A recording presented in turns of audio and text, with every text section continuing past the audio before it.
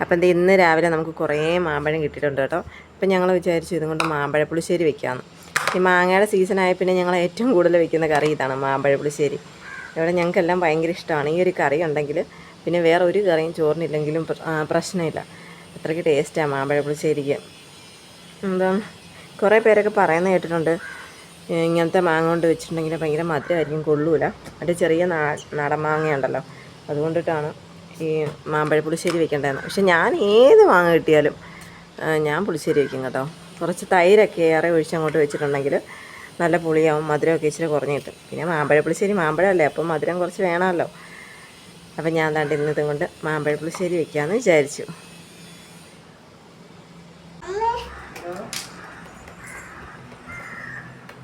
അയ്യോ നിർത്തിയാ വണ്ടി എടുത്താവേ, ആണ്ട് താഴെ പോയി എന്നാ അത് വരും.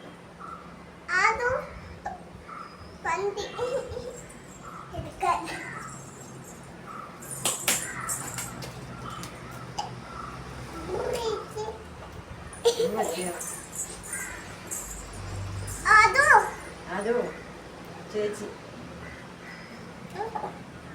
ചേച്ചി പൂ വയ്ക്കാം, വണ്ടി ഓടിക്കാം.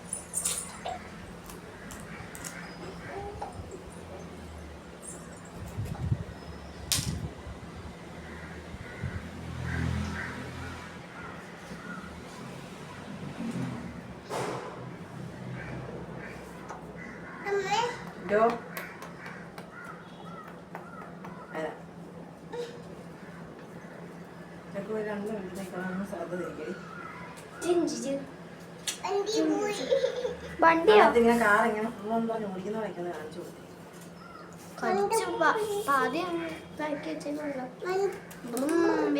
ഇതൊന്നും നല്ല ഇന്നലോടി ഞാൻ അവരുടെ വീഡിയോ എടുക്കാൻ